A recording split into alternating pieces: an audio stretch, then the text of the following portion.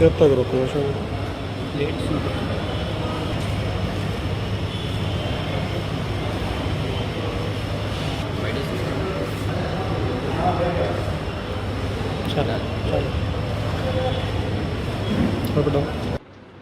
రాష్ట్ర ముఖ్యమంత్రి వైఎస్ జగన్మోహన్ రెడ్డి గారు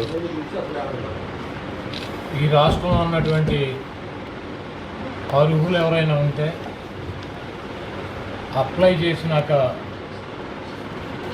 పెన్షన్ కోసం కానీ రేషన్ కార్డు కోసం కానీ అదేవిధంగా ఆరోగ్యశ్రీ కార్డు కావచ్చు, ఫీజు రియంబర్స్మెంట్ కార్డు కావచ్చు, ఏ కార్డు అయినా కూడా అప్లై చేసినాక వాటికి టైమింగ్స్ పెట్టాడు. రేషన్ కార్డు పెన్షన్ కనుక అప్లై చేస్తే 10 రోజుల్లోపు వాళ్ళు కనుక అర్హులైతే పెన్షన్ శాంక్షన్ చేసి కార్డు ఇవ్వాలి. ఆ ఇచ్చినటువంటి కార్డుకి నెక్స్ట్ మంత్ 1వ తారీఖు పెన్షన్ ఇవ్వాలి. రేషన్ కార్డు అయితే 10 రోజుల్లో అప్లై చేసి 1వ తారీఖుకి రేషన్ ఇవ్వాలి. అదేవిధంగా ఫీజు రియంబర్స్మెంటు ఆరోగ్యశ్రీ కార్డు అయితే 20 రోజుల్లో ఆ కార్డు వాళ్ళ చేతికి అందించాలి. ఇల్లు లేని నిరుపేదలు ఎవరైనా ఇంటి స్థలం కోసం అప్లై చేస్తే 90 రోజుల్లో ఇంటి పట్టా కూడా వాళ్ళ పేరు మీద రిజిస్ట్రేషన్ చేసి ఇవ్వాలని చెప్పి మొన్న ఈ రాష్ట్ర ముఖ్యమంత్రి అధికారులతో మాట్లాడి ఆయన టైం ఫిక్స్ చేసి ఇవ్వడం జరిగింది. దాన్ని పురస్కరించుకుని మా ప్రభుత్వం వచ్చిన తర్వాత ఈ గుడివాడ పట్టణంలో, నియోజకవర్గంలో కాదు పట్టణంలో 8,000 పెన్షన్ ఉండే ఆ రోజుకి, మా ప్రభుత్వం ఏర్పడే రోజుకి. మొత్తం పెన్షన్లు అప్లై చేసుకోమంటే దాదాపు 3,000 మంది పెన్షన్లు అప్లై చేసుకుంటే దాంట్లో 2,234 మంది అర్హులుగా తేల్చి మిగిలిన వారు అర్హులు కాదని చెప్పి అధికారులు తేల్చారు.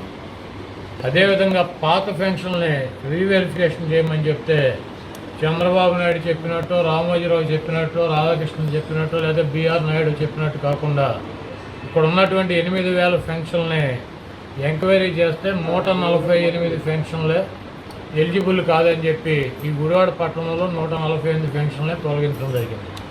మళ్ళీ వారు కూడా మేము పెన్షన్ అర్హులు, మమ్మల్ని మరి కొన్ని కారణాల వల్ల తీశారంటే వాటిని కూడా వెరిఫై చేసాం. అదేవిధంగా ఫిబ్రవరి నుంచి ఈ రోజు దాకా అప్లికేషన్ పెట్టుకున్న వాళ్ళని కూడా వెరిఫై చేస్తే 178 మంది అర్హులని చెప్పి అధికారులు తేల్చడం జరిగింది.